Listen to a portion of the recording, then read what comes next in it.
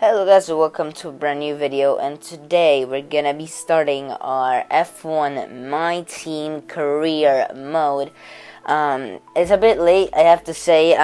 It took a bit of time to actually get everything in, and then I had problems with my PlayStation as well. But I got him. It's finally here. I finally was able to publish it. So, hope you guys will enjoy this series. I already enjoyed the first episode. I tell you guys it's fun. But anyways, let's just get on with it. As Carl is giving us an intro. Sorry, I just talked over him there. First thing is we need to choose our character. But as you could see from the background, I sped it up. I already made my character. Right, now we have to choose. Now we have to choose our team name, and it's gonna be called Nikolai Grand Prix. You might see that I'm actually did not put any space between the G and the P. I'll put it later. Just forgot. So now we have to sign our primary sponsor, and I watched other videos of other YouTubers, and I was torn between two sponsors, which will go. We'll just go over in a little bit after Carl stops talking about sponsors. I know what sponsors are, Carl. Shut up! Sorry, just got a little aggressive there with Carl. But we're gonna go to Shark and this store because Loop and the rest are too high up. The goal is too hard. I feel like it. Actually, it would not have been, as you will see from this race, but nonetheless. I was thinking of going with Shark or with this store. I didn't know which one because Shark did have a better signing bonus but a worse weekly income and goal bonus. But I decided to go with it anyways because we need the money straight away. Now we're going to choose our power unit supplier, and I decided I was torn I was definitely not going to go with Ferrari because you need so much money. I don't even know if you can have Ferrari. Well, you can have a Ferrari and a driver, but it was just too much for me, so I decided to go between Honda, Renault, and Mercedes. And now Mercedes, as you guys probably know, I'm not a Mercedes fan, so I'm not gonna go with Mercedes. Honda, I don't like the sound of the Honda, and also Renault for a little bit more price. It sounds much better. It's the most amazing. It's the greatest sound in the game. The greatest engine sound in the game. And it also is more powerful than the Honda, so we decided to go with the Renault. Now we have to choose our teammate, and we actually get a very we go from low to high. I saw most people had high to low in other videos. As Carl is still giving us a tutorial on everything. Probably should cut this part out, but I was actually wanting to go with Mick Schumacher, but as you're about to see when Carl finally stops talking, there is no, Mick Schumacher is not interested in joining our team apparently. So, as you will see now, the highest dash driver we have is Jack Aitken. And so I was torn between him and Callum Mantle, I gotta say, because he had less racecraft and pace than both Isla and King, but crucially, what was very crucial for me is first he had more experience, and also he had more awareness. And we don't want to crash our cars in the season, so I decided to go with awareness, and we still have $700,000. Actually, the other reason I didn't go for Mercedes was because I thought it was going to be too expensive. So here we go. We're now checking because we have $700,000 more. We're checking if we can go with Renault or Mercedes. But as we check, Mercedes will completely empty out our budget. So we're gonna go with Renault. And to be honest, I'm not sad because that engine sound is absolutely amazing. Now we're gonna change the livery, not the suit. I don't know why, but I could not change it. I don't know if that's how it works, but I could not change the suit right now. We'll change it later and show you guys. But I was actually looking at these cool Schumacher ones, but of course we're not gonna pick one of these. We're gonna go. I already saw other videos, and I have already decided what livery I was gonna go with before we even we went to this, and I'm gonna go for the Venus default livery. And the colors, I was torn. I wanted to make it, as you're gonna see, I'm gonna make it a lot less black than you might think, considering my channel color. My main color on my channel are black and red. I actually made it a lot more white than a lot whiter than you would think. I actually really like this color scheme that you're seeing right here. So we might just do that for later season. But as you can see, what we're gonna go with is a white front, then a red stripes and like extra, and then a black halo, because I really like the black halo. So yeah, this is gonna be our livery. I was not 100% sure of it, but nonetheless, I liked it. I really liked it, and we can always change it this year or next year, to be completely honest. So, or any other seasons really, and that's definitely what I will do. I will change this livery. I will not stick with it until next season. This actually happened in my career mode last year as well, even though I was not doing YouTube last year. Basically what happened was I was in Ferrari for the first season, right? And I had a completely white and red helmet. Like, it was mostly white and there was some red on it.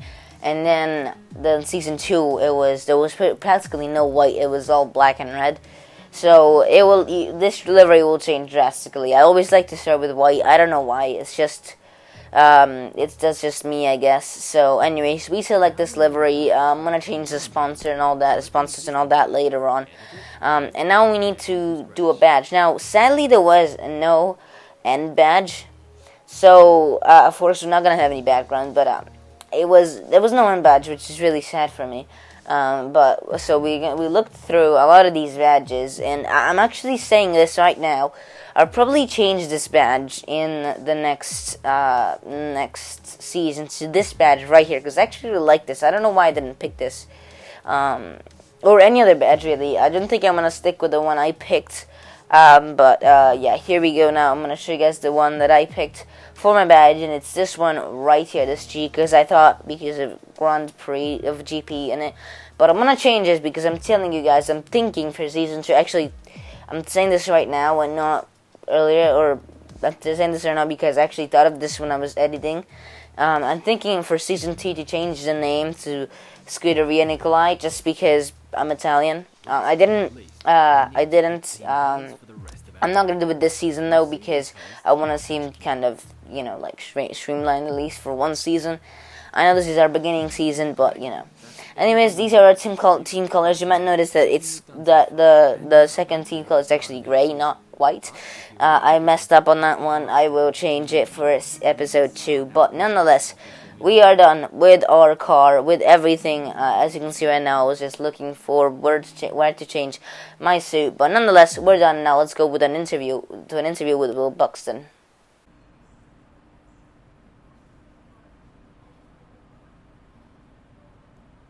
Okay, we're live in 5, 4, 3. Hello folks, and welcome to the HQ of Formula One's newest team. We've been invited backstage to gain an exclusive insight into what could be one of the most exciting entries in the sport for many years. Now, we've seen a number of new teams enter the sport over the last decade, amongst their number Manor, Caterham, HRT and of course Haas. And while some have proved to be successful, others have morphed into different teams and some have disappeared completely. What marks this team out though as being something different is that its owner is also its driver. Now, there's a rich history of that in Formula 1 too. Sir Jack Brabham, John Surtees, Graham Hill and Bruce McLaren all drove their own cars in the sport, but it has become increasingly rare in recent years.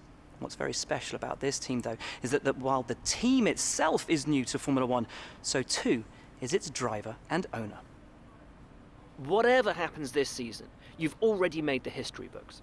Tell me, do you feel up to the mammoth task of both managing and driving for a Formula 1 team? I think what I answered you was, this is not just about me. But I'm actually gonna say about the work. But I wouldn't have never done this though if I didn't believe in myself and my team, to try to boost up my team, but that doesn't actually boost them. So every team needs 2 drivers. But what was it that drew you to your teammates? To be honest, the answer is not here. It's awareness, of course. It's awareness, of course. But we're just gonna say that we've seen. We're just gonna say that we've seen what they can do in paper, and I see a lot of potential in him. I actually don't know why this is not boasting anything. No one aims to finish bottom of the table. Who's the team you're aiming to beat? I didn't know who to say answer here. I decided to go with Haas because I didn't want to risk going for Alfa Romeo or AlphaTauri, but I definitely knew we were gonna be better than Williams, so I decided to go with Haas. How are you expecting the car to feel out on?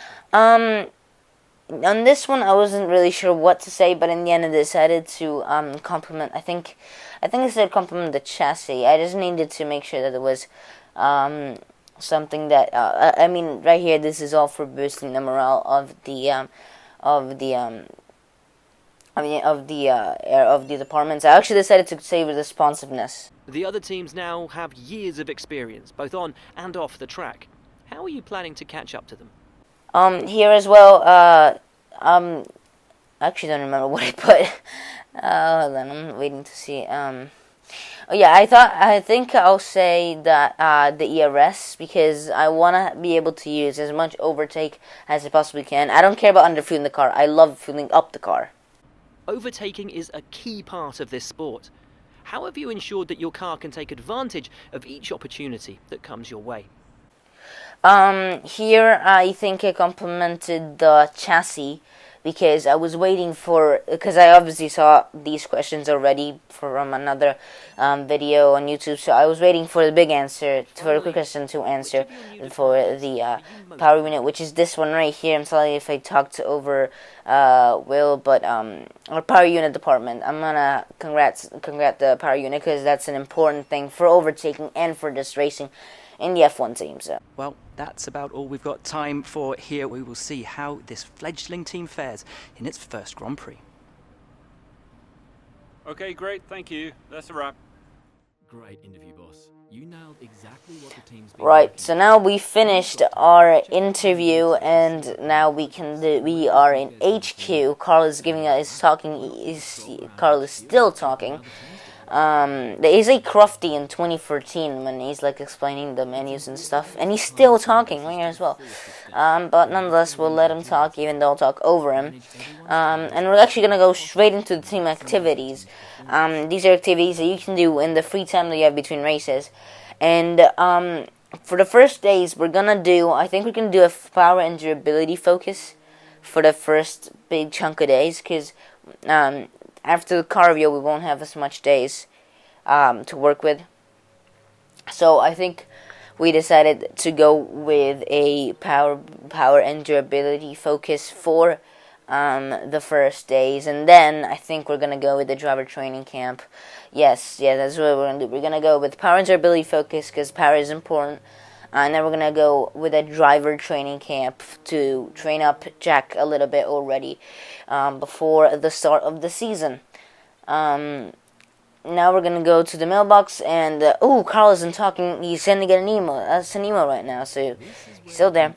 Now to the facilities. He's still talking, by the way, as you can see by the bottom. I just wanted to see if we could upgrade anything, but of course, as expected, we don't even have $1 million, so we obviously cannot upgrade anything for now. And now we're gonna go to R&D, and actually we are able to do an update in R&D since we have 1,000 R&D points. But what's most important is that you can see in the bottom right, we are already ahead of Haas. On the R&D table, which is really good. It's a head start already before the season even started. Actually looking really good on engine. We're ahead of both the Renault and the McLaren team, who both have our same engine, which is kind of odd in a way. But now we're gonna look at aerodynamics. We're actually really good on aerodynamics as well, and chassis. Chassis is the lowest we are. We are the lowest on chassis. We don't have any money to spend though, so right now we're just we cannot do any more upgrades except for the engine upgrade we purchased. And now we're actually just gonna skip through skip through the various settings. Here is our sponsors. And I'm actually gonna go to the driver market right now, and I know I've got the best rated F2 driver, I'm pretty sure, because I think he's the only one who has a 67, but I'm actually going to watch Nick the Vries, and then at the beginning of the next episode you'll see that I'm actually gonna watch Luca Gatto and Mick Schumacher as well, just to see what I mean. I think I'll be happy with Jack Aiken, but you never know. And here we're actually, as you can see, customizing stuff, because we had no chance to customize our helmet or our race suits, so we're gonna do just that. And so yeah, our helmet is gonna look like that. It looks really nice, and it looks even nicer. I gotta say, they did a really good job with customization this year, even with the podium pass. It's just so cool. I know some people disagree with it because, you know, it doesn't allow you to customize straight away, even though there's so much customization. But, you know, yeah. Then, I'm sorry if you hear any noise in the background. It's just pouring down right now. But anyways, that was our race suit right there. And now let's go to the car review.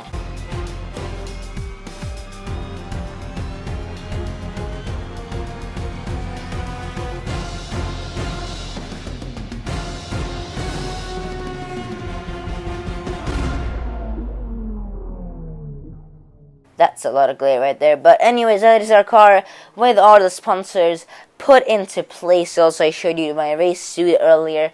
All black with some hints of red. And also the gloves are red, white, and black. The gloves are probably the part I'm proudest of. One thing I will say is there are sponsors on the car that are linked together, as we do 2 upgrades in our R&D. But there are parts that are connected together on the car for sponsorship. As we skip to practice right now to fire up the car for the first time, and Jeff is going to talk, so I'll say this later. Right, so here we're now on the track to do our first lap. I'm just going to show you guys this lap. This is one of the first laps I did with some anger. Like I was saying though, there are some sponsors, like you see on the halo, like I put black on black. I didn't want to do that, I wanted to put white there, but basically what happened was it was linked to another sponsorship, to a sponsor on another side of the car. And so, since it was linked to that, if I put it as white, then the other sponsor, you would not be able to see the other sponsor. And that affects the suit as well. So, all the sponsors on the livery should be white, but they're not, just because of this reason. Because of the fact that if I put them as white, then you're gonna see them, then other parts of the car will be messed up. So as we skip further through, as there's a glitch in my recording, I didn't even notice when I was editing. But yeah, this car felt actually really nice, I gotta say, compared to what I was expecting. It was a tiny bit on the steering, but mostly it was a lot more oversteery. As you can see right there, getting a huge amount of oversteer, as if on cue. But yeah, it was much more oversteer. I'll have to say, as we're now jumping to qualifying, this is quali, by the way. I'll have to say, this car was and the handling model for this game is much more oversteery than the handling model in 2019, and much less understeery. But anyways, we caught on to our first flying lap in Q2. And we set a decent lap time, but I knew we could go better. I think we went better even in practice. It wasn't a really fast lap time. We're actually only behind our teammate. No, we went faster than we went faster than practice, but we still had pace up our sleeve. And so I'm actually going to show you guys this. Strict corner cutting rules are really annoying in qualifying, because we got invalidated the first time for just going a bit over the curb into turn 1, and now we have enough fuel actually to do another lap time. And this is actually so much better. This is actually better than the previous one. We didn't make it past turn 1. So, well, really good to turn 1 and turn 2, making sure we stay away from that curb. Then here we go to turn. This is turn 3. I'm pretty sure. And then turn 4 again. Really nice and clean. Driving very nicely. And then this corner, you usually get a bunch of oversteer anyways. We do get it. We go slowly outside. We did not gain any time. but it's invalidated our lap time, and so I thought we could actually make it into Q2. But because of this invalidated lap time, which was just, we did not gain any time in the second lap, we don't make it to Q2. And so now let's go to the race. Months of rumour and speculation all come to an end today as we return to Melbourne for the opening race of what promises to be an enthralling season. Welcome along then to the Australian Grand Prix. The Melbourne circuit is certainly one that needs to be taken seriously. Its combination of slippery surfaces and difficult corners make it a tricky track when it comes to overtakes. Drivers find it hard to pass and will need to take full advantage of those DRS zones if they want to have any hope of breaking through.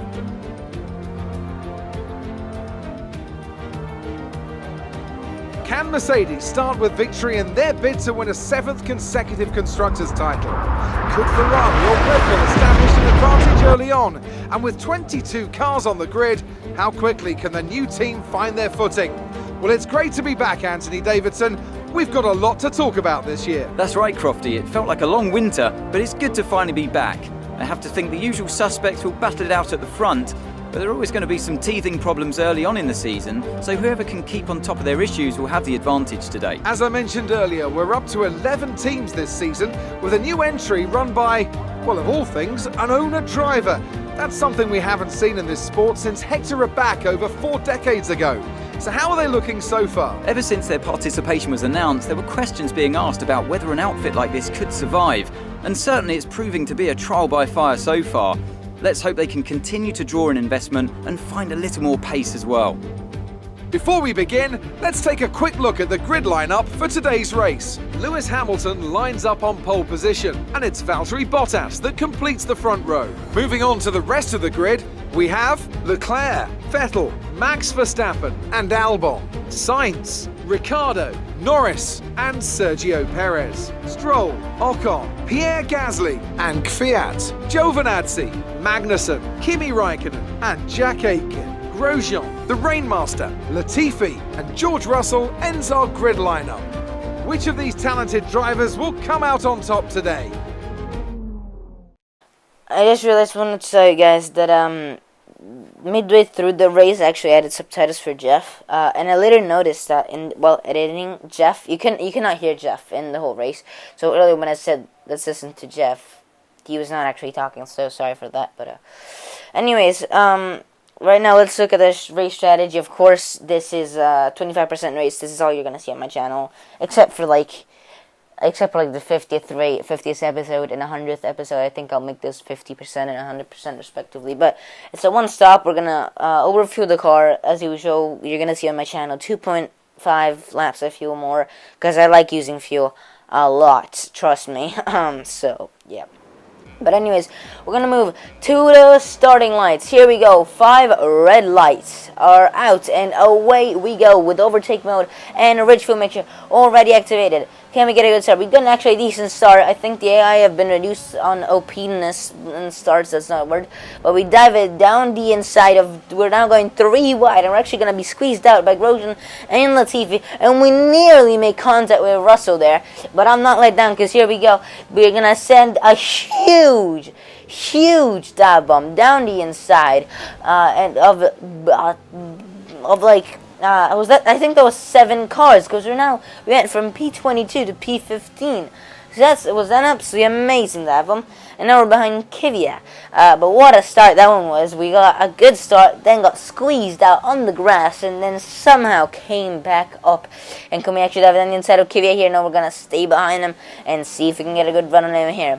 One thing I will say real quick is that you will see please wait on top left the whole race. That's because of a glitch in my game. I don't know why, but it just kept saying please wait all the time. So hopefully it'll be fixed for next race, guys. I'm sorry. But anyways, here we go. We're gaining on Kvyat. He's gonna squeeze his spot. We don't care. We're gonna still send a huge dive down the inside and get up into P14 already. What a start this has been for me and for us.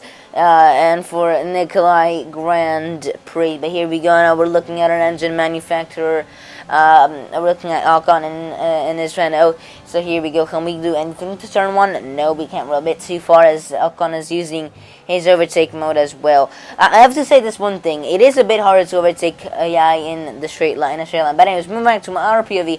And we're going to send a huge dive on the inside. We actually almost made contact there because I was not expecting to send a dive bomb. And then I actually ended up doing it.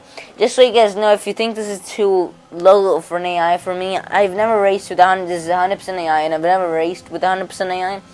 But if you guys want me to put it as a higher AI, please let me know, and I will do so. But anyways, we're now on lap 3, and we've caught up to Gasly. Can we do anything into this corner? No, we cannot. We're gonna just stay behind and see what we can do if we can stay close to him. Here we go now we're so close to him. Are we gonna? We scare him. He goes defensive. He leaves the door open. And he starts a fight, one of the greatest fights you'll ever see in single player. Here we go. We're still going side by side. We both give each other the room. A lot of respect between me and Pierre. Here we go. Can we send one on the inside of turn 1? No, we won't. We will try to do a switch up. Pierre blocks this off quite nicely, but he does make a mistake, which means we do make a little bit of contact. He does make a mistake, which means we can still get side by side with him. He will go defensive. Here we go. Round the outside. Will we find it down first? We do, but we lose the rear end, which allows Gasly to stay there, and he swoops back past around the outside. What a move from Gasly. What a way to hold that position. Here we go though, in the slipstream. Can we send one here? Right here. Yes, we can. And we finished the fight. We finished it. Thank goodness for that. That was an amazing fight. We finally get the position. We have lost 3 seconds to Perez. We're going to move on to lap 5, though, and you think the battle was over, right? Well, we get on this green stuff, which is absolutely terrible. Then on the grass, which is even more, well, it's not more over here, but it has less grip. And so Gasly gets us back. And here, you're about to see, I think, is when I took the decision to pit this lap. First of all, I love undercuts. You will see that throughout my channel. I love doing undercuts. It's just my nature, pretty much, to attack the curb very aggressively there.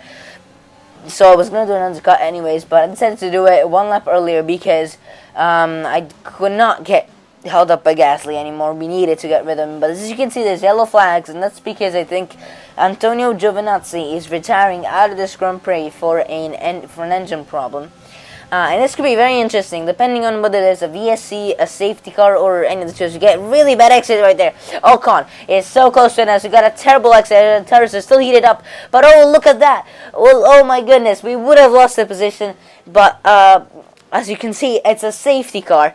A safety car saves the heck out of us. As we're gonna box this lap, because of course it's a safety car, but it saves us so much, because Ocon was gonna definitely overtake us, or at least go side by side with us and make us lose even more time. But thanks to the safety car, we're now free of that. As you can see, I had to turn right a little bit because I was afraid of hitting the back of Pierre Gasly. But here we go now. Let's see what pit stop our pit crew can do. Here we go, entering the pit lane. We're gonna get jumped by a couple of people, I think. No, we're not. Oh my goodness! What a pit stop! My pit crew is at a 2.3 pit stop, and we've jumped everyone in the pit lane. Everyone was ahead of us or behind us, except for 4 people. We've jumped everyone. Oh my goodness. We jumped everyone who was behind us when we pitted, when we went into our pit box. Because our team did such an amazing job. We were able to release before everyone overtook us. So we're now into P5. And Carlos Sainz ahead as we get a very cheeky run on Stroll here. Because we are able to get him right as it goes green flag. So we're going to send one down instead of Stroll. We go a bit wide as we got a little bit of on this here from cold tires. And we cheaply get the move on Stroll. But we're up to P4 now. And my engineer Jeff told me that Carlos Sainz has an engine problem, so we could get a podium in our first ever race in Formula 1 in a brand new team. This would be an absolutely amazing thing. But first we have to get past Sainz and maybe Ricardo. So we go now on lap 8. Ricardo tries to go round inside of Sainz. Sainz's problems are so evident, and so he tries to go round inside, but it does not work. He gets a better exit than me though through there, so they get a little loosey-goosey, in the words of Sebastian Vettel and Daniel Ricciardo in the rear end. But we're gonna fake it to the right, go to the left. As Ricardo is held up behind Sainz, and we're gonna get past him. and we do get the position. We have to squeeze him a little bit, but we do get the position, and so we're up into P3. We're in a podium position in our first race. Wow, this race has been amazing so far. Well, will Ricardo come back at us? I think he will. We're not going to use overtake because we're going to use it now, but I wanted to save it before the end of the lap. And Ricardo sends an absolutely horrendous album. He goes in deep, and we do a beautiful switchback. And I was so scared I chopped his right wheel off because we made contact. But that was so fine right there with Daniel. But we're able to stay ahead of him, and now on lap 9 we finally got on the start of lap 10. We finally caught up to Sainz. Can we go down the inside here? No, we're not. I gotta say here, was very careful because I realized we could get a P2 here. We could get a podium here. I gotta say I'm equally as happy with P3 or P2 here. Of course, I'm not gonna let Sainz keep this P2 if I can do anything about that. But we're going to make sure to play it safe. We don't want to get a penalty with strict corner cutting as I get a bit of understeer through there.